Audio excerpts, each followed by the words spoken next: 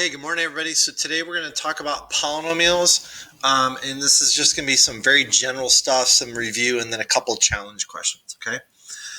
Okay, so first, what is a polynomial? Polynomial is an expression of one or more than two algebraic terms, especially the sum of several terms that contain different powers of the same variables. A polynomial is written in this form. Now, this is just a fancy way of writing this out. A of n minus 1, a of n minus 2, that's just a way of counting what could be the coefficients.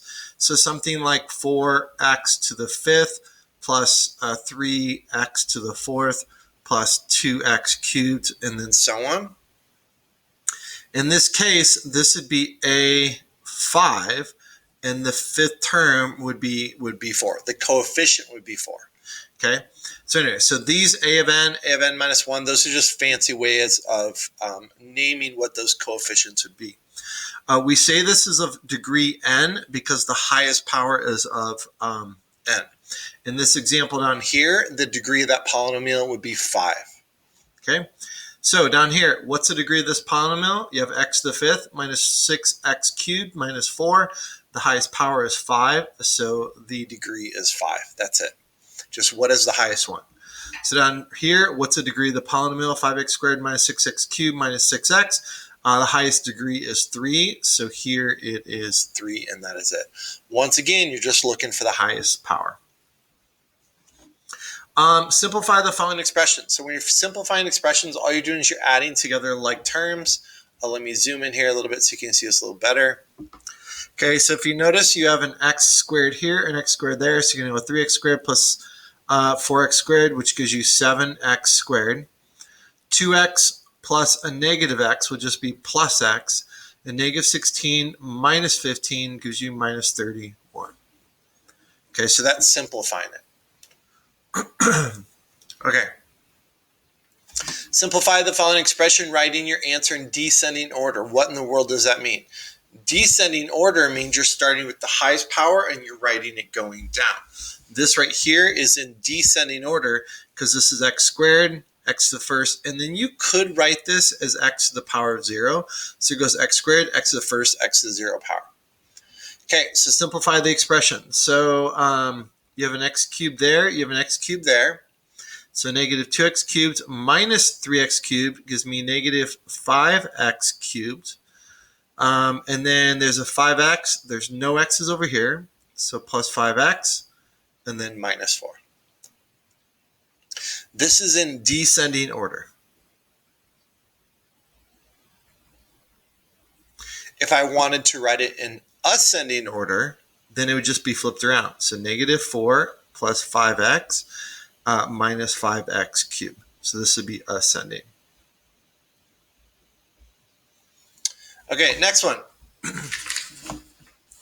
Simplify the following expression. So all I'm going to do is just simply distribute here.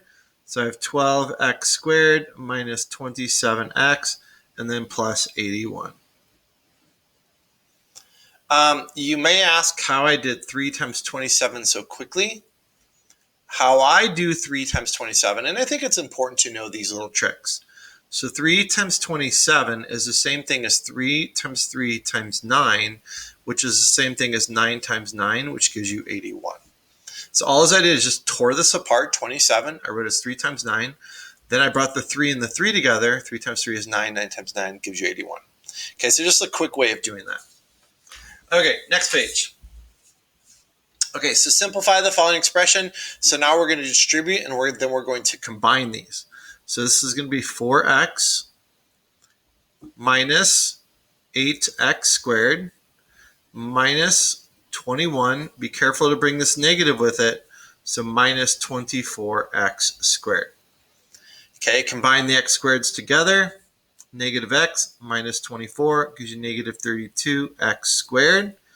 And then all I have here is a plus 4x and then minus 21.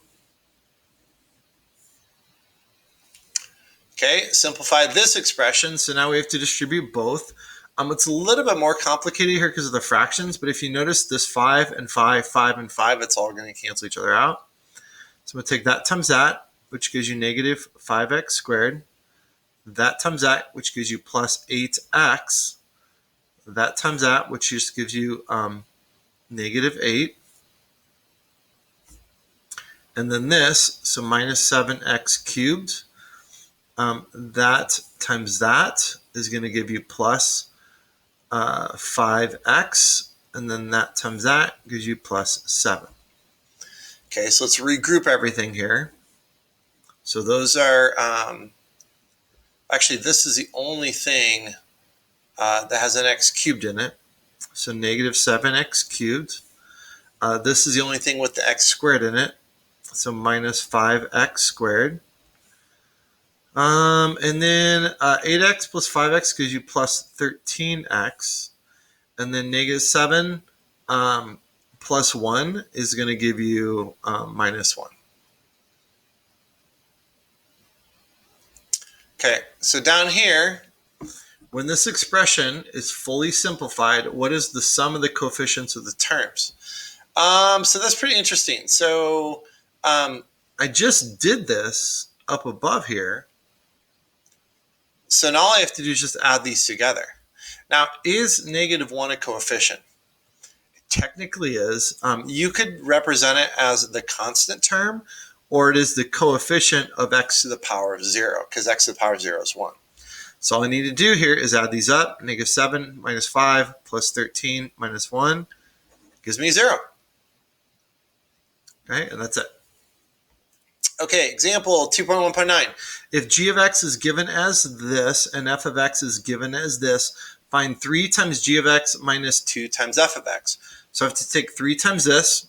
So 3g of x is equal to 3x squared minus 9x plus 15. And then 2f of x is equal to 6x squared plus 16x plus 4. Okay, all I did is I took 3 times this to get that expression. And I took 2 times this to get that expression. Now I have to subtract them. So 3x squared minus 6x squared, so 3g of x minus 2f of x is equal to, so 3x squared minus 6x squared gives me negative 3x squared. Negative 9x minus 16x is going to give me negative 25x. And 15 minus 4 is going to give you plus 11. Okay, so a couple of challenge questions here. These are just a little bit different, make you think outside the box a little bit. So what we're doing here is we're actually defining what would be this new operation. Okay, this triangle thing. It's actually called delta. So if you take a delta b to be defined as a squared minus b squared, then what is the value of 4 delta 13? Well, all you got to do is plug it in here. So 4 delta 13 is equal to 4 squared minus 13, which is equal to 16 minus 13, which is equal to 3. So that's it. So 3 delta 5 is equal to 3 squared minus 5, which is 9 minus 4, 5, which gives you 4. I just gave you the answer again. Okay, and that's it. Okay, so now we're going to go a little bit further. So we have the same defined function, and we want to find the value of this. Well, if you notice, I set you up, right? So 4 delta 13 is up here, and it's 3. So this is really 2 cubed delta, and then 3 to the 3 delta 5, well, 3 delta 5 is equal to 4, so 3 to the power 4. So this is 8 delta 81, which is, by this definition, 8 squared minus 81, which is equal to 64 minus 81, which gives you negative 17. Okay, just a couple outside the box, get you guys thinking a little bit differently about math. Okay, that is it, everybody. I hope you guys understood that. If you have any questions, please feel free to reach out to me. Thanks, everybody.